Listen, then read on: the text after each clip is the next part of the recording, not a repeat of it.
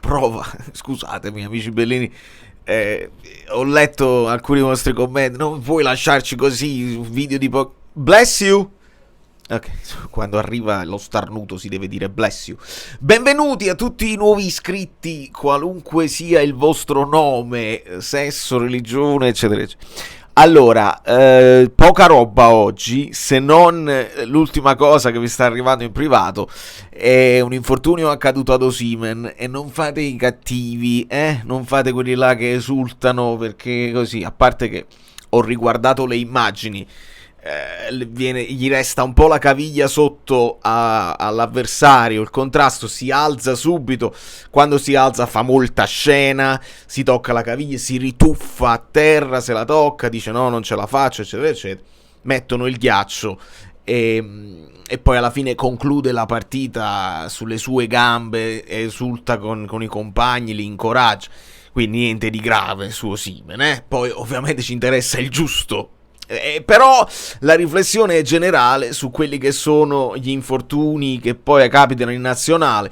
Uno per esempio fa il fantacalcio, no? Si compra dei giocatori, spende anche tanto. Mi pare di aver letto l'ultima, un infortunio a Gudmundsson. Insomma, è veramente una situazione difficile, perché poi ti ritrovi con dei giocatori chiave. Ecco, la mia riflessione di ieri, che ho dovuto fare in fretta e furia, è che fondamentalmente, lo so che dispiace dirlo, ma meglio Rrahmani che un McTominay. Meglio un McTominay che non un Anghissà, forse, nel senso che ci sono dei giocatori dove tu fai fatica a sostituirli bene perché hanno delle caratteristiche specifiche ed è impossibile poi, cioè li puoi sostituire, si fa di necessità virtù, ma non hanno quell'impatto sugli altri. E avevo dimenticato, visto che vi avevo dato la buona notizia di un Gutierrez già in campo in quell'allenamento congiunto con l'Avellino, dove tra l'altro Lucca pare abbia fatto 3 gol, insomma si sta muovendo anche lui, e poi parliamo di Højlund. Oltre a Gutierrez, dicevo, c'è anche un Buongiorno che dobbiamo tenere presente. Io avevo detto Beukema, Juan Jesus, senza tenere presente che Buongiorno comunque è entrato, ha fatto pure l'assist nel finale della partita col Cagliari, e probabilmente si sente meglio e si sente in grado, perché Conte l'ha detto, ha detto io mi affido alla sensazione del calciatore per quanto riguarda il recupero di Buongiorno, che si è operato, che quindi ha risolto le sue cose. Quindi cominciamo a pensare anche a Buongiorno, forse più pronto tatticamente di Beukema. A quel punto però Conte deve decidere, e qua chiedo anche a voi nei commenti, dice ma 2 mancini? Perché magari Conte si fida di Juan Jesus, si fida di Buongiorno se Buongiorno sta bene.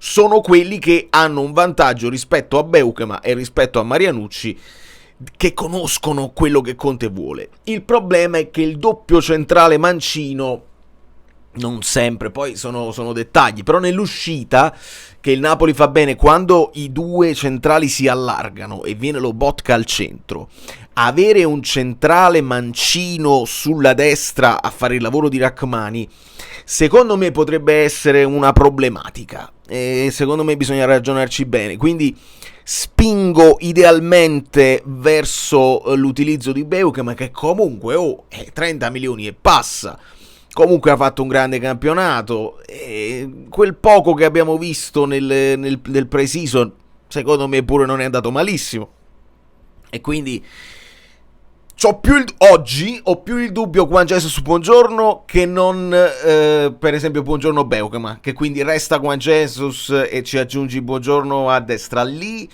non mi convincerebbe troppo, non vorrei mettere in difficoltà i difensori, e questa è una delle riflessioni che vi volevo fare. Dopodiché così me ne ve l'ho detto, ci arrivano notizie da Fabrizio Romano per quanto riguarda il contratto di Højlund, e ci fa sapere che c'è una clausola rescissoria di 85 milioni che però è valida dal 2027, quindi quest'anno è tuo e devi decidere se riscattarlo o no, perché è diritto di riscatto, e poi l'anno successivo, dopo che si è fatto un altro anno con te, c'è questa clausola di 85, e ci dà addirittura un altro dettaglio, che sono 85 pagabili in 3 anni. Quindi nei vari esercizi forse il Napoli si è reso conto che può convenire così, che hai un'entrata sicura in ogni... perché è come se fosse fatturato, che tu puoi già prevedere e quindi puoi prevedere delle spese perché già sai che quei soldi un minimo ti entrano e te li spalmi invece di avere un'entrata pesante che poi devi reinvestire subito, altrimenti la questione delle tasse, la questione che non sai come metterli, forse ha più senso anche così. E quindi nel caso in cui ovviamente non fa piacere in generale sapere di avere una clausola perché là non comandi tu, non decidi tu, però ci sono due possibilità: una, che la clausola non serve a niente perché nessuno lo vuole, è capitato proprio così con Osimhen per un periodo, o meglio non vogliono pagare quei soldi per tutte le motivazioni che abbiamo detto su Osimhen e sulla sua problematicità più che altro fuori dal campo, anche in campo quando poi va ed è propenso agli infortuni. Ma io credo che sia cosa di niente questa qua. Qualcuno, i turchi, scriveva 6-7 mesi di riposo anche se ha finito la stagione, che calma, non credo che siano interessati legamenti, ginocchi eccetera eccetera, la stanno facendo un po' tragica.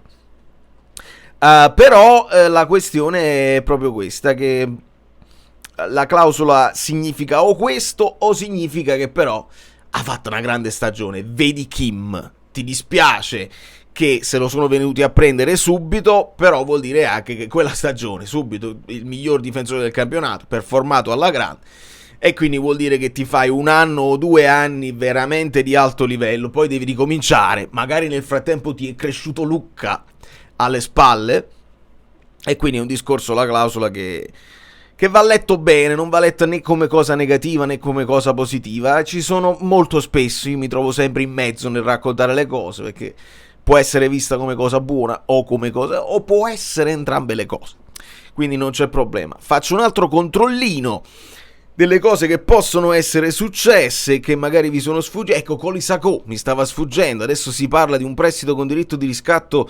all'Iverdon, non ne parla Schira, quindi va bene così, e credo poco altro, perché oltre alle cose del fantacalcio, domani potrebbe esserci una live che può piacere o meno, perché è una live dove io vi porto a vedere un mio mantra, una mia asta mantra live. Io faccio partire la live, vedete tutte le cose, sentirete magari tutti quelli che partecipano all'asta via il mio microfono e poi vedrete le strategie. Poi le strategie si adattano, non è detto che siano le mie, io poi vedo come si sviluppa l'asta e mi adatto e cambio magari la strategia. Può essere pure che in quella la successiva, l'altra mantra asta successiva, faccio altre cose, non è detto. Quindi a vostro buon cuore, se tenete un po' di tempo da perdere ve la potete vedere e domani saprete qualcosa in più. Altre cose non credo che ce ne siano, queste domande di pellegatti eccetera eccetera. Veramente oggi poca roba, è come se tutti avessero deciso. Un commentino finale sull'Italia, perché non l'avevo vista e adesso ho visto gli highlights. E insomma 0-0 fino al primo tempo e molti si sono allargati a dire siamo i soliti eccetera eccetera. Il 5-0 finale non è banale secondo me, proprio perché tu dovevi fare più gol possibili. Probabilmente stiamo ancora indietro per la differenza reti rispetto a quello che avevamo fatto rispetto alla Norvegia, però non è banale. E non voglio sentire vabbè quella era l'Estonia, perché quante squadre abbiamo affrontato che erano molto più scarse di noi e non riuscivamo a segnare, o facevamo una partita stentata, o comunque andavamo in difficoltà e prendevamo il gol eccetera eccetera. Signori, ne avremmo potuti fare 12 probabilmente di gol e non avremmo rubato niente, perché ho visto parate, una continuazione del portiere dell'Estonia, un po' di imprecisione da parte nostra in qualche occasione, e poi è stato bravo secondo me Gattuso a convincere, dice non mollate mai, fate conto che questa è che ogni gol è l'ultimo della vostra vita. Io non so, non l'ho ascoltata, mi interesserà leggere le interviste e capire perché hanno continuato ad attaccare anche dopo il 4-0, perché è importante farne un altro ed è importante segnare, poi ti dà quella sensazione, anche quella convinzione che ci riesci e che puoi farlo. È il discorso di Raspadori, che poi tra l'altro anche assist, è un discorso che già è stato fatto in passato e non lo voglio ripetere. per quelli che sono nuovi magari. È brutto quando lo YouTube dice recuperatevi i video vecchi. Nessuno se li recupera i video vecchi, onestamente, se non per lo sfizio di andare a rivedere cose del passato dove uno ha detto una cosa e poi è avvenuto il contrario. Aiuto. Queste da New York, Valerio Fluido è tutto, vi abbraccio e vi bacio, ci vediamo domani, io devo andare ancora a lavorare, è una settimana, per fortuna si sono incastrate una serie di cose lavorative pesanti, proprio lunghe, e proprio nel momento della pausa, quindi non ci perdiamo granché, se non la costruzione delle nostre squadre fantacalcistiche. Vi devo dare delle novità da New York, vi abbraccio e vi bacio. Oilund, non vi preoccupate, secondo me è buono che abbia questo valore perché vuol dire che il potenziale è alto, poi deve andare tutto bene. E su Osimhen fate i bravi perché come vedete è successo pure a Rachmani, non esultate perché poi succede pure a te e state buoni.